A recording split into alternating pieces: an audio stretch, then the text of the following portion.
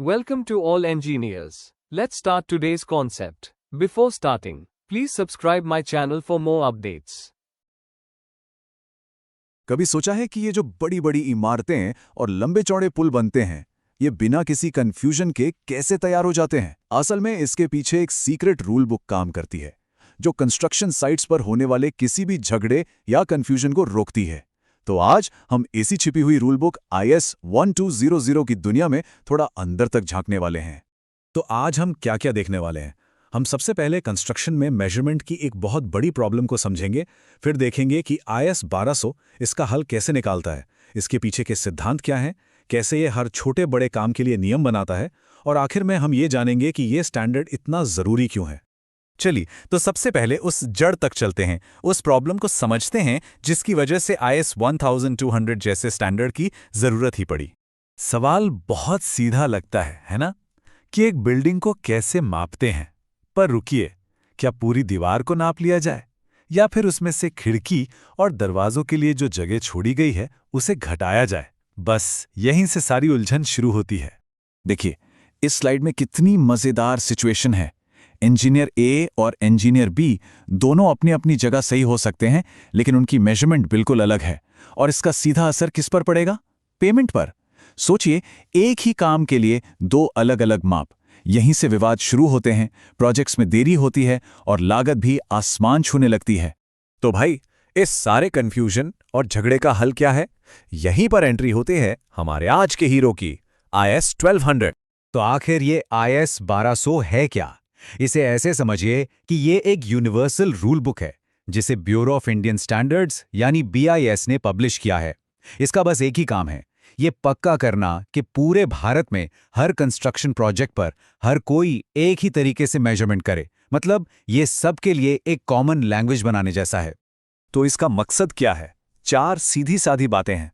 पहला, मानकीकरण यानी स्टैंडर्डाइजेशन, ताकि हर जगह एक जैसे नियम हो।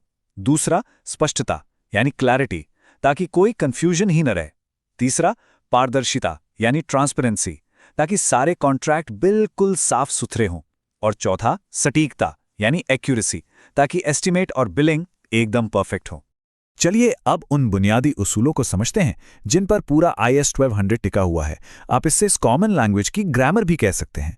इसके कुछ नियम बहुत ही सिंपल लेकिन बहुत ज़रूरी है, जैसे कि मेजरमेंट हमेशा काम फिक्स होने के बाद यानी नेट मेजरमेंट ली जाएगी।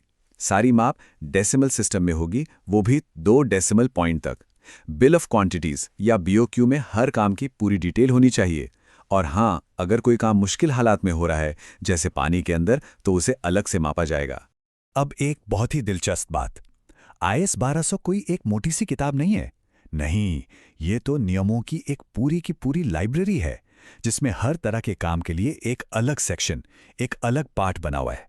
जैसा कि इस स्लाइड में दिख रहा है, मिट्टी के काम के लिए पार्ट 1 है, कंक्रीट के लिए पार्ट 2, स्टील के काम के लिए पार्ट 8 और प्लास्टर के लिए पार्ट 12। इस तरह की बनावट ये पक्का करती है कि हर काम के लिए एकदम सटीक और खास नियम मौजूद हों। चलिए कुछ एग्जाम्पल देखते हैं। तो सबसे पहले मिट्टी का काम, जैसे कि खुदाई या भराई, इसे हमेशा वॉल्यूम में यानी क्यूबिक मीटर या घन मीटर में मापा जाता है। लेकिन वहीं दूसरी तरफ जब स्टील या लोहे के काम की बात आती है तो उसे वजन के हिसाब से मापा जाता है, यानी किलोग्राम या टन में। और फिर प्लास्टर जैसी चीजें जो सतह पर होती हैं, उन्हें एरिया में यानी स्क्वायर मीटर या वर्ग मीटर में मापा जाता है। इससे पता चलता है कि मेजरमेंट की यूनिट काम के नेचर के हिसाब से बदल जाती है। अच्छा, हमने नियम तो सारे समझ लिए, लेकिन असली सवाल तो ये है कि असल दुनिया में किसी प्रोजेक्ट के कामयाब होने के लिए ये स्टैंडर्ड इतना ज़रूरी क्यों है? सोचिए, अगर ये स्टैंडर्ड हो ही ना, तो क्या होगा?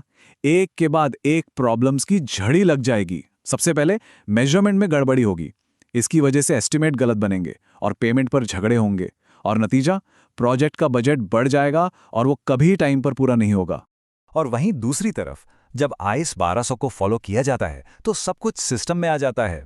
बिलिंग एकदम सटीक होती है, पेमेंट फेयर होता है, कॉन्ट्रैक्ट को लेकर विवाद कम हो जाते हैं, प्रोजेक्ट का एस्टिमेट भरोसेमंद होता है, और सबसे ज़रूरी बात, क्लाइंट और कॉन्ट्रैक्टर के बीच भरोसा बढ़ता है। तो कुल मिलाकर IS 1200 कंस्ट्रक्शन इंडस्ट्री को एक फेयर और ट्रांसपेरेंट बेस देता है। लेकिन यहाँ एक सोचने वाली बात यह है कि अगर नियम इतने ही साफ हैं तो फिर भी कंस्ट्रक्शन प्रोजेक्ट्स में हमें अक्सर विवाद क्यों देखने को मिलते हैं? शायद इसका जवाब सिर्फ रूल बुक में नहीं बल्कि उन नियमों को लागू करने वाले इंसानी बर्ताव में छुपा है।